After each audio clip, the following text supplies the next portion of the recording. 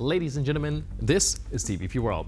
You're watching another edition of Break the Fake, where we debunk fake news and combat false narratives. I'm your host, Benjamin Lee, and let's get rolling.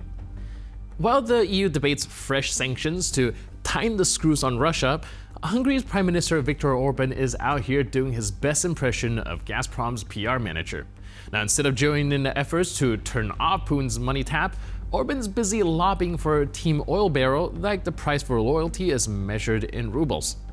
This time he declared that the EU thinks hurting Russia helps Ukraine, as if that's some wild idea, and made it clear that Budapest won't support a full ban on Russian energy. Now, according to him, if the Kremlin is in pain, then Europe can't be happy. Right, because clearly the only way to keep the continent cozy is by spooning with autocrats. Normális esetben, mondjuk ha ön lenne egy miniszterelnök, akkor olyan politikát csinálna, hogy az emberek számára az energia minél olcsóbban és könnyebben legyen hozzáférhető. Gondolom ezt tenné. Ehhez képest a többiek csupa olyan lépést támogatnak, ami a német, meg a cseh, meg ha hagynánk akkor a magyar energiát használó háztartások és vállalkozások számára megnöveli az energiaárát. Tehát ők azért dolgoznak, hogy az energia drágább legyen és nehezebben hozzáférhető. Ez egy abszurd dolog. De nyilván nem ülnek bolondok a miniszterelnöki székekben, tehát valami értelme van, hogy pont az ellenkezőjét teszik annak, mint amit normális esetben mi helyesnek gondolnak.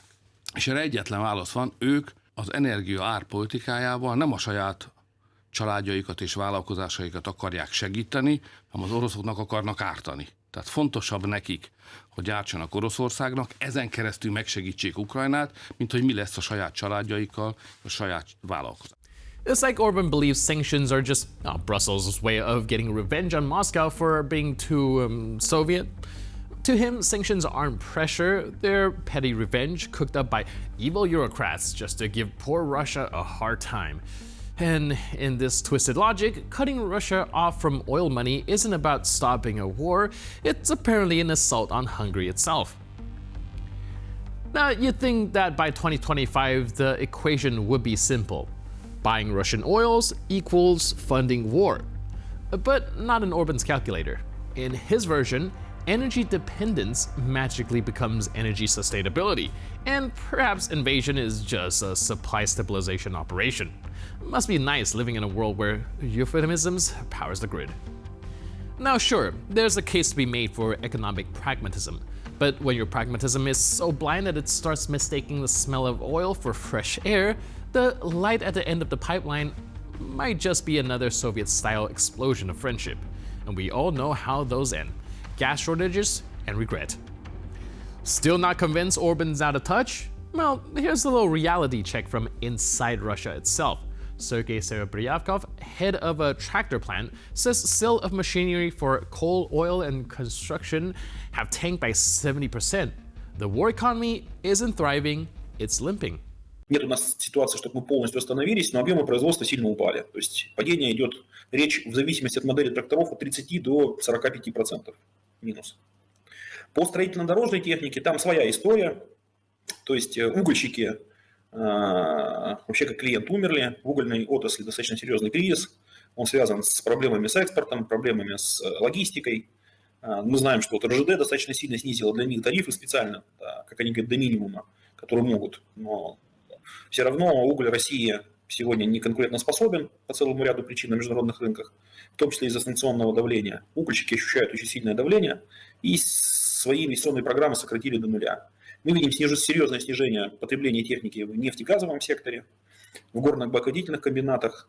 Можно сказать, что объем сбыта не упал только к тем компаниям, которые занимаются дорожным строительством, работают на федеральных или региональных бюджетах. Все остальные отрасли, которые потребляют строительно-дорожную технику, сильно подсели. Ну и стройка встала. Сильно сократилась стройка. Поэтому там падение еще более глубокое. То есть по горно-обогатительным комбинатам падение 70% продаж техники, а остальных тоже где-то так, около 50%. Вот такая ситуация в отрасли. You see, European sanctions aren't just symbolic gestures, they're precision strikes at the heart of Russia's war machine. Energy, finance, trade, and tech. They're not revenge, they're leverage. And they are working, which means anyone still crying about sanctions isn't neutral, they're picking a side. Spoiler alert, it's the one that invaded a neighbor. And just when you thought Russia's imperial fanfiction couldn't get any weirder, here comes Viktor Orbán from the Russian Duma, claiming the real goal of the special military operation is to create a single superstate. Russia, Ukraine, and Belarus all meshed together in some weird post-Soviet fantasy. Tolstoy's rolling in his grave and probably writing a better plotline. Ну вот я много раз говорил, безусловно, решением, полным решением вот этих целей специальной военной операции является создание единого союзного государства России, Украины и Беларуси. Восстановление русского мира в рамках естественных его границ. Мы все русские. Киев – мать городов русских. Князь Владимир русский. Юрий Долгорукий русский. Значит, Ярослав Мудрый русский. И так далее, и так далее. Поэтому мы должны, безусловно, защитить свой русский мир. Иначе мы можем и страну не сохранить. Для решения этих задач и достижения этих целей, безусловно, нужна мощная, хорошо обученная, хорошо вооруженная армия. И, безусловно, военно-патриотическое воспитание нашей молодежи. И не только молодежи. Зачастую у нас молодежь проявляет больше патриотизма, чем вот люди за 40 и так далее. Зачастую, потому что они уже как бы длительное время находились вот в этом воспитании, в этом влиянии Запада и с точки зрения культуры, и искусства там, и так далее, и как бы не очень уважают свою страну. А молодежь, я вот встречаюсь со студентами, я скажу, что это нормальные люди. И если к ним нормально относиться, проявлять определенные элементы воспитания, военно-патриотического в том числе, я скажу, что они вырастут достойными гражданами, защитниками нашей великой Родины. Remember when the war started and Russia said it was about denazification, then demilitarization, then protecting Donbass, Russian speakers, peas, puppies, whatever? Now we're at phase infinity, geopolitics by Lego set. Just jam countries together and pretend it's a strategy. Russia seems to think it's running some geopolitical dating app, just keep swiping until someone says yes. Meanwhile, Ukraine is busy getting its NATO badge and EU membership kit, so this whole union state nonsense, it's not really a plan, it's just some kind of coping mechanism. Now some things never change. Cat videos, Keanu Reeves, and Russian propaganda. We're 4 years into this full-scale invasion and Moscow's still running the same dusty script.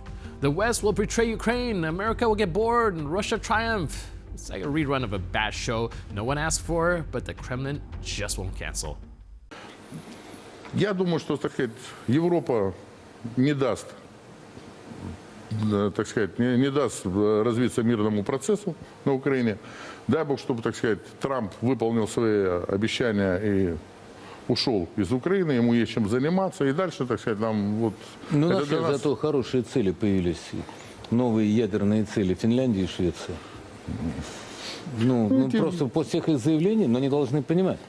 То есть я считаю, нам надо перенаправить ракеты, надо взять их и реально... Владимир Владимирович, они... но там мы еще пока... Нет, понятно. А теперь вполне конкретно. Я не знаю, мне кажется, пока мы хотя бы ядерное испытание пройдем, они вы знаете, пока не увидят, это какое-то стадо безумия. Где хотите провести? Где я бы хотел, так сказать, вряд ли пока получится. Так сказать, можно в Польше, можно там, там Белоруссия рядом, мне хотелось бы их зацепить. Ну, над Лондоном. Yeah, we heard this one before. In 1979, the Soviets thought Afghanistan would fold in weeks. In 2022, Russia thought Kyiv would fall in 3 days. And now, another bold prediction from the alternate reality where the USSR never collapsed and Putin's chessboard has only one player.